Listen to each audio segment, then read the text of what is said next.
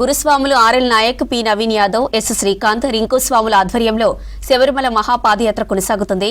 Secunderabad Ganesh temple నుంచి మొదలైన 30వ రోజుకు కరూరు నుండి 6వ కుర్చీ చేరుకుంది పాదయాత్ర.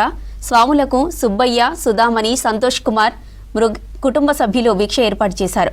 ఆ భిక్షను స్వీకరించిన స్వాములు ఈ రోజు రాత్రి అందిపెట్టి కోట్లలో బస చేస్తారు. అడుగడుగున నోట స్వామి శరణఘోష శరణఘోష. ఇల్లు తల్లిదండ్రులు వదిలి, భార్య పిల్లల బంధమొదిలి, కానల్లో కాలి నడక సాగయాత్ర సాగయాత్ర. అయ్యప్ప స్వామి భక్త బృందం గురుస్వాముల వెంట యాత్ర.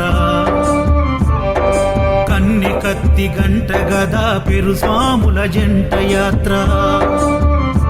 మునుపెన్నడు చూడనిది దివ్య యాత్ర. వేణుగోపాలు సుశీల్ గురు స్వామి చూపిన యాత్ర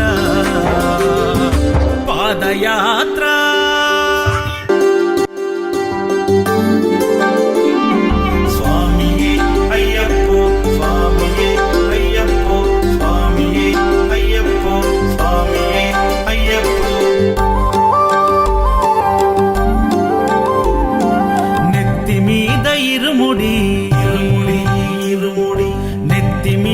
ఇరుముడి గుండె నిండాల జడి, అడుగడుగున నోట స్వామి శరణఘోష శరణఘోష.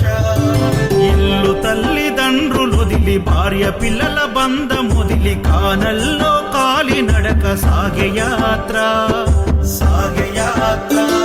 అయ్యప్ప స్వామి భక్త బృందం గురు స్వామి.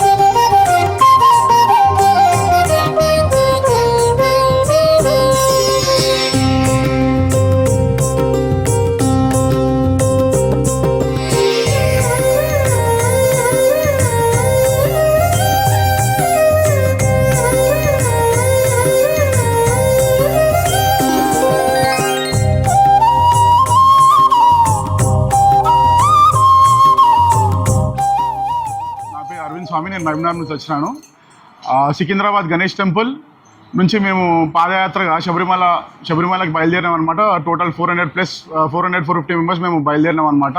ప్లస్ మేము మహబూబ్నగర్ అంటే భూత్పూర్లో జాయిన్ అయినాము. అక్కడ నుంచి ఇప్పటి వరకు ఏదైతే తమిళనాడు బార్డర్ వరకు అంటే కేరళకి ఎంటర్ అవుతాం 2 డేస్లో. ఇక్కడ వరకు కూడా మాకు ఏదైతే సపోర్ట్ చేసారో ఆర్ఎల్ నాయక్ గురుస్వామి కానీ, నవీన్ యాదవ్ గురుస్వామి కానీ, శ్రీకాంత్ స్వామి కానీ, ప్లస్ అందరు గురుస్వాములు, ప్రతి ఒక్క స్టాఫ్ ప్లస్ కిచెన్ స్టాఫ్ కానీ ప్రతి ఒక్క టైంకి మాకు ఫుడ్ అందించారు. ప్లస్ ఫెసిలిటీస్ ఏవైతే ఉన్నాయో మనకి, అంటే ఇంత పెద్ద బ్యాచ్కి అంటే మామూలుగా నాకు తెలిసి తెలంగాణలో ఇంత పెద్ద బ్యాచ్ నాకు తెలిసి ఇది తప్ప వేరే ఏది లేదు. దీని సగం కన్నా తక్కువ మందిని కూడా మేనేజ్ చేయాలంటే చాలా ఇబ్బంది అవుతుంది.